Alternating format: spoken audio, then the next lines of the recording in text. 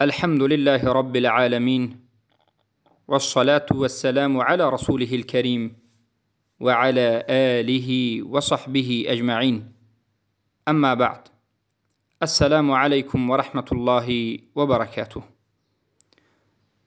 برادران و خواهران عزیزم، امروز یک برادر به ما نواری را ارسال نمودند و خواهش کردند که دقیقه های اول این نوار را گوش بکنیم که چی میگوید و به سخنهایی که در این نوار گفته شده است جواب بگوییم. بیاید ببینیم که در این نوار چی صحبت می رود که در بولایش باید ما صحبتی داشته باشیم. تماس قبلی یا سوال قبلی وجود داره که من اونا را جواب میدم، سپس میپردازیم به پیام های جدیدی که از طرف شما عزیزان میرسه. یکی از بینندگان پیام صوتی فرستاده و این پیام صوتیشون رو پخش میکنیم. سلام علیکم و رحمت الله و برکاته. استاد مهربان، از الله امیدوارم که شما خوب هستید. استاد، یک نوار در یوتیوب تماشا کردم که یک برادر تاجیک به دعوت میکنه محمد مدنی و در بشناسیش درباره دولت دموکراتیک گفت کسی که در دولت دموکراتیک کار میکنه طاغوت یعنی کافر است. خیلی یقینه، چون که حکم انزل الله ده همه جا استاد زن طلاق میشه یا نه؟ وقتی که اگر در اونجا کار کنی کافر کشیدی زن طلاق میشه یا نه استاد؟ بله، سوال شاید سوال خیلی ها هست و مخصوصا اونایی که متاسفانه این سوال زمانی پیش میاد کسی که علم کافی نداره به شرع، وقتی که آیاتی رو فقط میخونه. دقیقاً کسانی هستن که عبادت دارن، تعصب دارن، شاید اخلاص دارن، ولی علم ندارن به شریعت. میگه و من لم یحکم بما انزل الله فاولئک هم الکافرون. حکم مطلق رو صادر میکنه. این آیه رو هم قبلش بعدش آیاتی که در این سوره وجود داره نمیخونه و همین حکم رو صادر میکنه و تعمیم میده. خلاصه هر کسی ما انزل الله رو حکم نکرد اون کافره. و کسی هم که توی چنین دولتی، توی چنین نظامی کار کنه اونم کافره.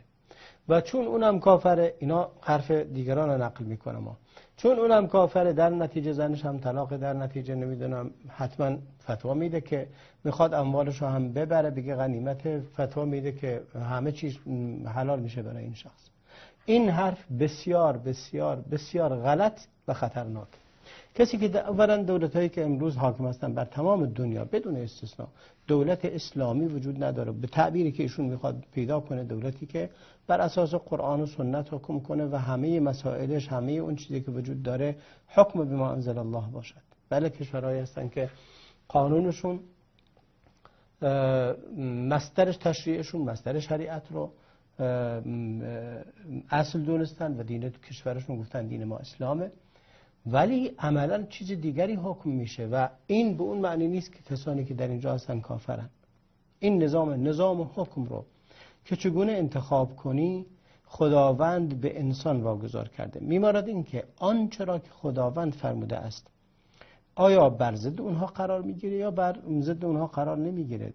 در اگه ایشون میگه نظام دموکراتی، اگه بر اساس نظام دموکراتی باشه، در یک کشور اسلامی باشه، مردم اسلام رو انتخاب میکنن، در نتیجه به اسلام حکم خواهد کرد، چون مردم انتخاب میکنن. در تعریف دموکراتی هم این هست، ولی عملا چنین چیزی وجود نداره.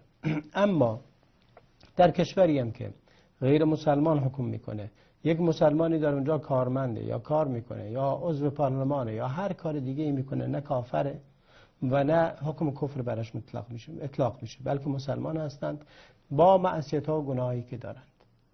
اونا مگه اینکه راضی باشن بگن که حکم خداوند، بگن حکم قرآن و سنت باطله، به درد این زمان نمیخوره، حکم این که در دنیا هست این از حکم خدا بهتره، در نتیجه اون وقتی که حرف دیگه میزنیم.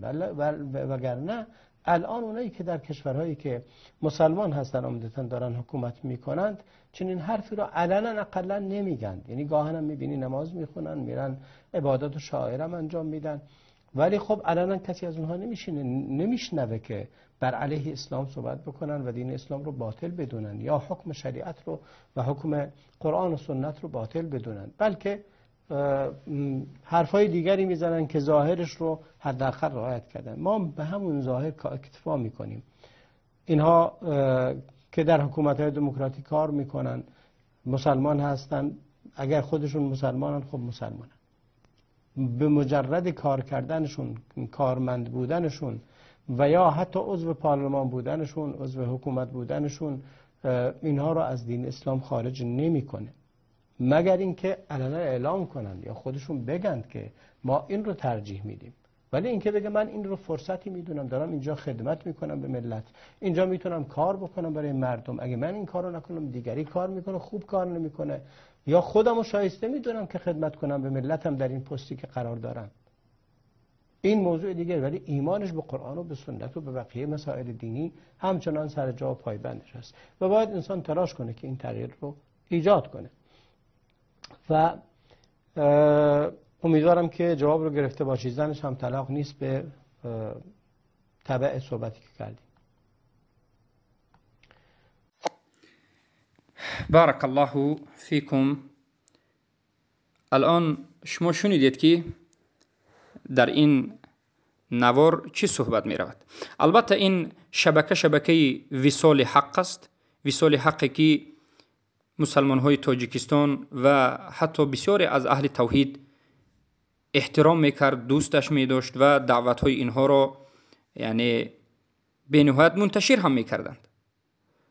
و سخنگوینده که در اینجا سخن میکند البته که اسمشون معروف نیست، اسم این انسان رو که نفهمیدم چی اسم دارد و البته که نشناختم، اما ظاهرا سخن میکند، سخن که البته بدون حجت و بدون دلیل. مختصرا سخن او را به شما بیان میکنیم. یک جوان تاجیک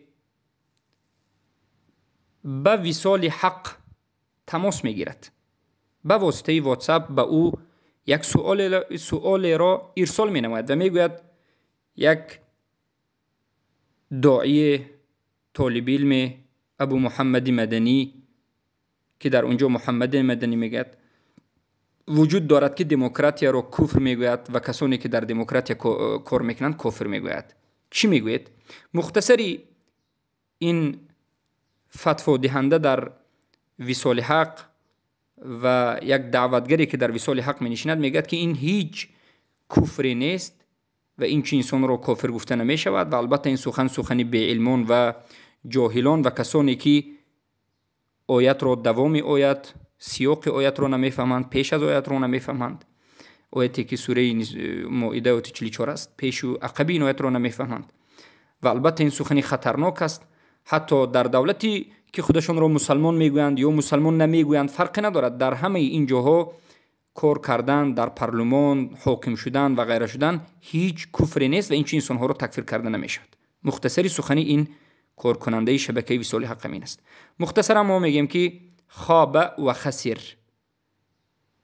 بطلان میگوید، گمراه است و دیگران را گمراه میکند و این سخنش مخالف صدها آیت قرآن و مخالف سنت رسول اکرم صلی الله علیه و سلم و مخالف اجماع اهل سنت و الجماعت و مخالف سخن حق علمای اهل سنت و الجماعت است. سخنی که گفت سخن از هوا و هوسش گفت، به خاطر والله اعلم نابود نشدن شبکه اش گفت و سخنی که میگوید سخن در حقیقت نسنجیده و بیرون از قرآن و سنت گفته شد. بارک الله فیکم.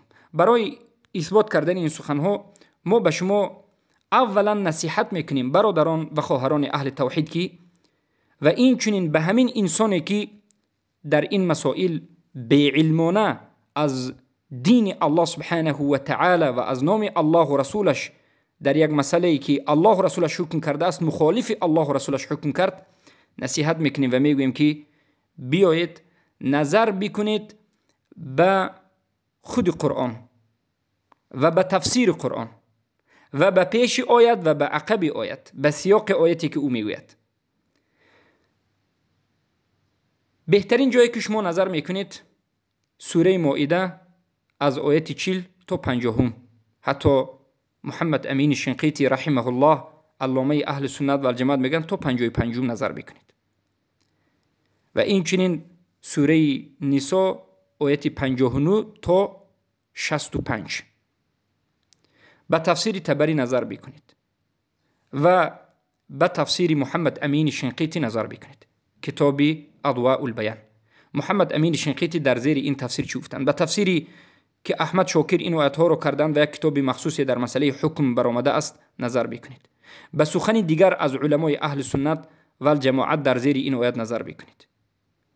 نظر بکنید به تفسیر قرآن عظیم ابن کثیر رحمه الله که اون علما از سلف چی نقل ها را میکنند و چی میگویند. همه اون علمایی که گفتیم و همه این کتاب هایی که به شما بیان کردیم همه اش میگوید که هر کسی که یک حکمی را بسازد، حکم را بارک الله فیکم یعنی خودش ایجاد بکند، این را میگند التشریع، قانون برآورد که مخالف قانون الله است، این چنین انسان کافر است. و هر کسی که به همین قانون راضی است کافر است. و هر کسی که به همین قانونی که مخالف قانون الله برآورده شده سوک میکند کافر است. پس ما به وصال حق و به کاربران وصال حق گویا به علماهایی که اینجا نشستند سوال میدیم که این همه علمای اهل سنت و الجماعت پس جاهلند؟ از شیخ الاسلام ابن تیمیه رحمه الله که دولتی که تقریبا 40% و حتی میگن زیاده از این حکمش از قرآن گرفته شده بود، از اسلام و از شریعت اسلام گرفته شده بود، به مانند دولتی چنگیز خان. شیخ الاسلام این دولت را تکفیر کردند، جیشش را تکفیر کردند و با این دولت جنگیدند. بله شما میگویید که این دولت به اسلام می جنگید، حالا بیارید یک دولت دموکراتی را که به اسلام نجنگد. پس دعوت ما این است که وصال حق منهجش منهجی مرجئه و جهمی هست که در اساسی نشانداد محمد سرور ابن زین العابدین سوری می شود. یعنی سروری ها کسانی که سبحان الله از یک جهت منهجشون در مسئله تکفیر نکردن، در مسئله حکم بغیر ما انزل الله حکم نماندن، یعنی کسانی که به حکم غیر ما انزل الله حکم میکنن اونها را کافر نگفتن، حلال و حرام کننده هایی که مخالف قرآن و سنت است اونها را تکفیر نکردن. در این حالت منهجشون به مانند منهجی مدخلی ها جامی ها است، منهجشون موافق منهجی جهمی ها است. و از جهت دیگر سبحان الله منهجشون منهجی مثل سروری ها هست که حزبی و این دولت علمانی حزبی اردوغان را تایید میکنند و به خاطر اینکه این شبکه اشون پیش برود و محکم نشود اینها سبحان الله فتواهای را میدهند که طاغوت ها باید راضی باشد. از همین جهت میگم که وصال حق حقیقت خود را، حقیقت منهج خود را آگاه کرد. ما پیشتر از این به برادران میگفتیم که اینها طاغوت ها را مسلمان میشمارند، اینها کفر به طاغوت ندارند. اینها چندین سال است که برای حمد و ثنای اردوغان مرتد غزل میگذارند که یک نشید میگذارند که گویا اردوغان بهترین مرد امت است، گویا اردوغان خدمت کننده بر امت اسلام است و غیره و غیره. و نمیگویند که اردوغان حکومتش حکومت علمانی است، حکومتی است که سکولاریسم است، حکومتی است که دین فقط در درون مسجد است، حکومتی است که اگر در استانبول در این طرف مسجد باشد در آن طرفش خانه فاحشگی وجود دارد، خانه مردبازی وجود دارد و همه آزاد است. خواهی می توانی مرتد باشی، می توانی مسلمان باشی، می توانی ملحد باشی، کدام راهی را انتخاب بکنی بکن. اما می بینیم که اونها مرتد را حبس نکردند، ملحد را حبس نکردند.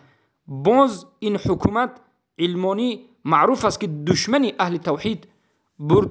یکی از موحدین ابو حنظله حفظه الله را به درون حبس انداخت. چرا؟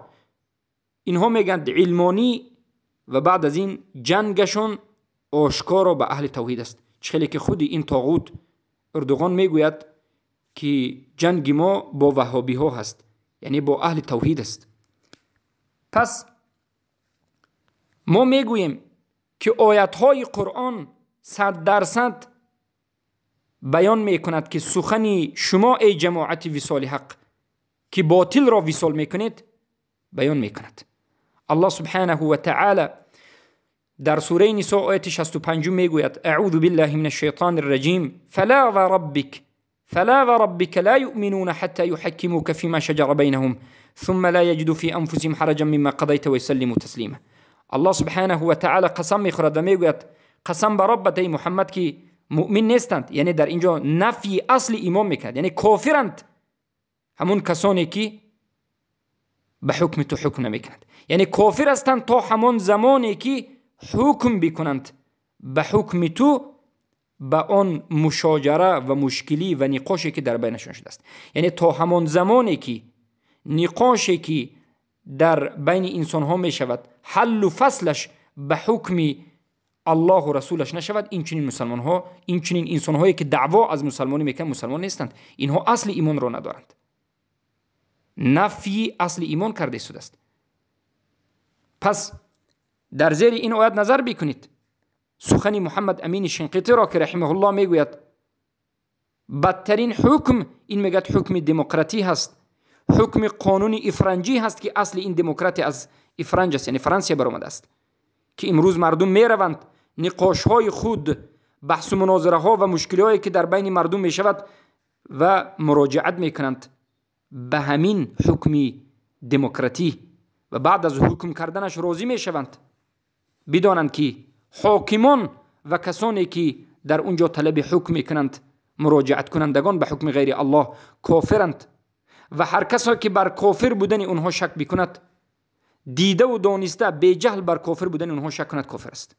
نظر بکنید به کتاب اضواء البیان مجله 4 صفحه از 70 تا 75 نظر بکنید و نظر بکنید به سوره نساء آیت 65 و به تفسیر این در کتاب اضواء البیان. پس ای جهلا، ای کسانی که دعوت شما به سوی طاغوت است و به رضا کردن طاغوت است، پیش از این که سخن میگویید و پیش از این که طعنه میزنید شما نظر بکنید به سخن الله و رسول و به سخن علمای اهل سنت و الجماعت. الله سبحانه و تعالی در سوره مائده بیان کرد از آیت 41 تا 50 و حتی محمد امین شنقیطی تا 55 میگن و آشکار بیان کرد و من لم يحكم بما انزل الله فاولئک هم الكافرون. محمد امین شنقیطی میگن که هر کسی که مطلقاً به حکم غیر الله حکم کند به همین زیر آیت داخل می شود و او کافر است. و کسانی که در همین سیستم دموکراتی کار میکنند و همین سیستم و همین دولتداری را نگاه میکنند، طرفدارش هستند، کمک میکنند یا که اراده دموکراتی دارند، به دموکراتی میخوان که حکم میکنند، این چنین انسان ها هم کافرند. و همون جیشی که از پلیس و دیگر این جیش ها لشکرهایش عبارت است که برای قائم شدن این سیستم شب و روز کوشش میکنند و همین سیستم دموکرات را حفظ می‌دارند، اینها کافرند.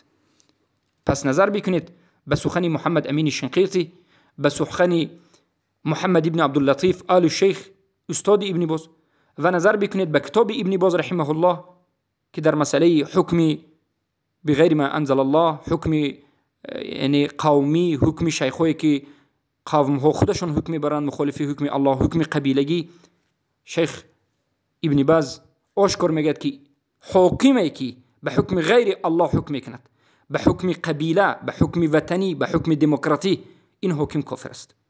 هر جماعتی که قانون برار است و قانون میبرارد مخالف قانون الله، این جماعت کافر است. و پارلمانایی که امروز در دولت‌های کفری می‌نشینند، اینها کافر هستند. و عیناً همین سخن را شیخ محمد ابن عبداللطیف آل الشیخ رحمه الله بیان میکند، در کتاب تحکیم القوانین بیان میکند و عیناً همین سخن را شیخ علامه حمود بن عقل الشعیبی، علی بن خدیر الخدیر، سلیمان العلوان و این به اجماع علما است. این به اجماع علما است. بجز جهمی ها، بجز مرجعه های جهمیه که اونها فقط کفر را کفر اعتقادی میدانند، تکذیب، جحد و استحلال. چخیلی که در وصال حق هم کسی که در اینجا سخن میکند میگوید که این کار باید آشکار باشد، والعیاذ بالله. پس همه این علمای اهل سنت و الجماعت خطا کردند، یا که شما بهتان میگید، یا که شما تهمت به علمای اهل سنت میزنید، یا که شما مردم را گمراه میکنید. پس شمایید گمراهان، شمایید که از نام اسلام دروغ صحبت میکنید. در این مسئله صدها کتاب نوشته شده است. نظر بکنید اولا به فتوای ماردین شیخ الاسلام تیمیه، بعد از این نظر بکنید به کتاب حمود بن عقل الشعیبی، بعد از این نظر بکنید به فتوایی که شیخ سلیمان العلوان دادند، بعد از این نظر بکنید به کبار علما رحمه الله که وفات کردند، استاد ابن باز که محمد ابن عبداللطیف آل شیخ هستند، کتاب تحکیم القوانین نوشتند.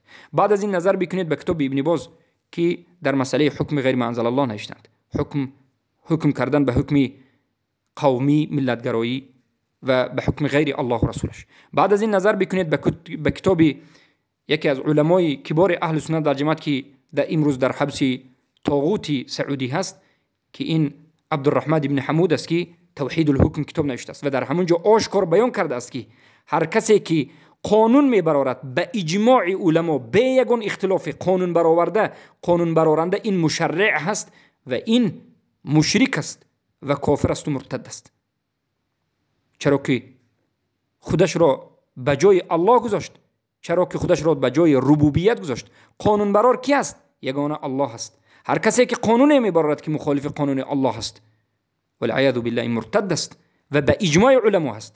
و کسی که به این اجماع مخالفت میکند این فقط جهمی ها است که اونها سخنشون اعتبار ندارد و حاکمی که حکم میکند در این کتاب تکفیر کرده است و سخنهای علما را آورده است. نظر بکنید به کتابی که سخنهای شیخ احمد شاکر را جمع کردند، سخنهای محمود شاکر را جمع کردند، برادر احمد شاکر که محدث است. نظر بکنید به کتاب خالد المرد الغامدی که شرک الحکم نوشته شده است. سبحان الله. در این مسئله نظر بکنید به کتاب محمد امین شنقیطی اضواء البیان که علما جمع کردند و یک رساله خاصی کردند. پس شما چی میگویید؟ از کجا سخن میکنید و از کدام دین سخن میکنید؟ مصدر دین شما چی است؟ مصدر دین ما، سرچشمه دین ما الله و رسول است. با فهم سلفی این امت، صحابگان و تابعین و تبع التابعین و با علمای اهل سنت است. اما دین شما چی است؟ دین شما رضا کردن طاغوت، دین شما خدمت به طاغوت و دین شما دین جهمی ها است. وگرنه این سخن را نمیتوانید که آشکار بگویید. الله سبحانه و تعالی میگوید الا له الخلق والامر در سوره اعراف آیه 54. آگاه باشید که تمام خلق و تمام امر، یعنی تمام حکم، تدبیر، امر، تشریع از آن الله است. الله به شما سوال میتید و میگوید افحکم الجاهلیت یبغون، ای وصال حق و پیروان وصال حق، ای جهمی ها، آیا شما حکم جاهلیت را میخواهید؟ و من احسن من الله حکما لقوم یوقنون. الله سبحانه و تعالی این سخن را در سوره مائده 50 میگه. الله سبحانه و تعالی در سوره انعام آیه 62 میگه الا له الحکم، آگاه باشید که همه حکم از آن الله است. الله میگه این الحکم الا لله امر الا تعبدوا الا اياه در سوره یوسف آیه 40. آگاه باشید که همه حکم از آن الله است و الله امر میکند که بجز الله دیگر چیزی را عبادت نکنید. در شرح این آیات شیخ عبدالله کعود ذکر میکنند و میگویند سجده کردن به قبر، طواف کردن در گرد درخت و قبر، در گرد مرده، این شرک است. سجده کردن هم شرک است، طواف کردن هم شرک است، ذبح کردن به اولیای به جن شرک است، استغاثه کردن به قبور شرک است. این همه شرک اکبر است و بدانید که حکم کردن به حکم غیر الله و رسولش این شرک است. قانون برآوردن مخالف قانون الله و رسولش این شرک است و حرام و حلال کردن مخالف حرام و حلال الله این شرک است و هیچ اختلاف این شرک حکم از شرک عبادت و از شرک ذبح و از شرک این طواف اینا هیچ مخالفت ندارد. هر کسی که سجده به قبر میکند و هر کسی که حکم به حکم غیر الله میکند هر دوش یک نمود مشرک است، هیچ فرقی ندارد. این سخنی کی است؟ این سخنی شیخ الاسلام شیخ کعود است رحمه الله. پس شما این علما را طعنه میزنید. برای همین است که علما میگویند هیچ اهل بدعت نیست مگرم این که عاقبت سخن اهل بدعت طعنه به اهل سلف است، طعنه به علمای اهل سنت است. از همین جهت ما میبینیم که بله هر یک اهل بدعت وقتی که سخنش را شروع میکند اولا میگوید که کسی که این سخن را میگوید جاهل است، علمی ندارد، نمیفهمد، اولی آیت را آخری آیت را نفهمیده است. یعنی این همه سخنش در حق سلف این امت رفته شده است، در حق علمای اهل سنت و الجماعت رفته شده است. به خاطر هوای هوسش، به خاطر منهج طاغوت پرستیش تمام علمای اهل سنت را طعنه میزند. پس ای طاغوت پرستان نظر بکنید به حکم الله و رسول. الله میگه این الحکم الا لله یقص الحق، همه حکم از آن الله است و الله حکم را حق میکند و او بهترین فصل گذارنده است. نظر بکنید به قرائت سلف، به قرائت ابن عامر که در زیر آیت سوره کهف 26 آیتش میگه که ولا یشرک فی حکمه احد. الله میگه که در حکم الله کسی را شریک قرار ندید، یگانه به حکم الله قرار بدید. ابن عامر و در اینجا میگه که والحاکم مشرک، حاکم مشرک است اذا حکم بغیر ما انزل الله، زمانی که بغیر الله حکم میکند. و خود ابن عباس، این روایتی که از ابن عباس آمده است که مرجئه ها تاج سر میکنند، اولا ضعیف است. هشام عن طاووس عن ابن عباس روایت است. هشام ضعیف است، متروک است، چخیلی که یحیی بن معین و علی بن المدنی ضعیف کردند. و روایت دیگری صحیح است که از طاووس و از ابن عباس آمده است که ابن عباس رضی الله عنهما میگویند که و من لم يحكم بانزل الله فاولئک هم الکافرون، اینجا کفر اکبر است میگند. و روایتی که از ابن عباس آمده است که کفر دون الکفر، شیخ سلیمان العلوان و دیگر همه این علمایی که نام بر کرده میگن که این در حق یک حاکم مسلمان است که دولتش دولت مسلمانی است، 100% به حکم الله و رسول حکم میکند، اما در یک قضیه معین میگوید که من به حکم الله به حکم غیر الله حکم میکنم و اما از سبب شهوت و ناچاری در یک حکم و اعتقاد میکند که گناهکار است. اما وقتی که حکم مطلقاً به حکم غیر الله باشد این مرتد است، به مانند دموکراتی. آیا دموکرات نیست که زنا را حلال میگوید؟ آیا دموکرات نیست که ربا را حلال میگوید؟ آیا دموکرات نیست که شراب را حلال میگوید؟ آیا دموکرات نیست که ملحد شدن را حلال میگوید؟ آیا دموکرات نیست که شرک را حلال میگوید؟ آیا دموکرات نیست که میگوید که هیچ کسی حق ندارد که مخالف مشرکین، مخالف این قانون طاغوتی سخن بکند؟ آیا همین دموکرات دولت ها نیست که در تمام این روی دنیا موحدین را پیشش را میگیرد، حبس میکند و مشرکین را اجازت میدهد؟ این دموکراتی طاغوت پرستی است. دموکراتی این یک قانون است که بدینی است و همین را به خاطر نابود کردن دین پیدا کردند. این همه مسلمان ها انتخاب میکنند، این همه اگر دموکراتی باشد مسلمان انتخاب میکنند، خودی این انسان میگه که این ناممکن است. بله ناممکن است. در هیچ جای نشده است که حکومت دموکراتی باشد و مردم شریعت رو انکار، یعنی اقرار کنند و دولت به شریعت تبدیل یابد. نه والله این یک فریب است، یک نیرنگ کفار است، یک خداع مسلمانی است. مسلمین ضعیف شدند، بی عقیده شدند و به این فریب ها داده شدند و باز این دجاجله مردم را از شبکه‌ای که نامش وصال حق است مردم را به سوی شرک دعوت میکنند که البته این حرام است و این کفر است و این جایز نیست.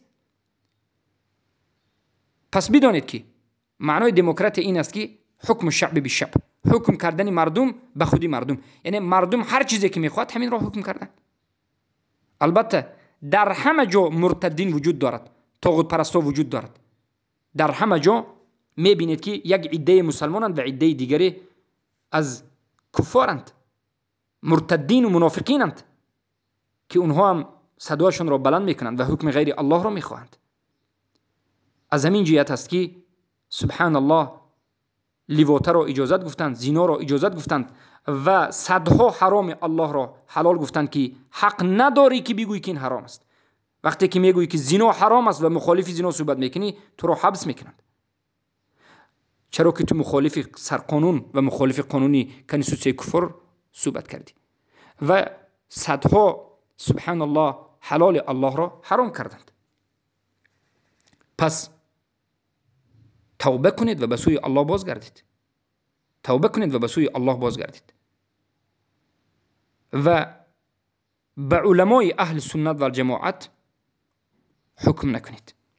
نظر بکنید به سوره نساء که الله سبحانه و تعالی چگونه آشکار در این سوره کافر بودنی حاکم هایی که به حکم غیر الله حکم میکند و کافر بودنی کسانی که به همین حکم مراجعت میکند بیان میکند.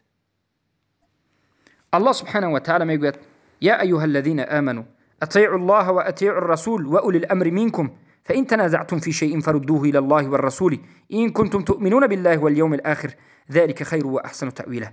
ای آنانی که ایمان آوردید الله را اطاعت بکنید، رسول الله را اطاعت بکنید و اولو الامر که از علما و ولی الامر که مسلمان است منکم از شما است، کافر نه از شما است، یعنی ولی الامر که موحد است مسلمان است نماز میخواند و به حکم الله رسول حکم میکند به اونها اطاعت بکنید، نه به کافرها نه به طاغوتها.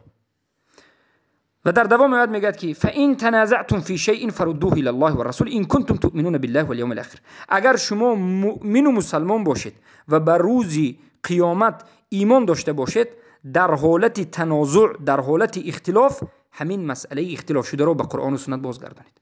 در همین جا علما میگن هر کسی که در حالت تنازع و اختلاف باز میگردد به غیر قرآن و سنت، به حکم طاغوت یا حکم جاهلی که الله سبحانه و تعالی حکم غیر الله رسول را حکم طاغوت و جاهل نامیده است، این کافر است.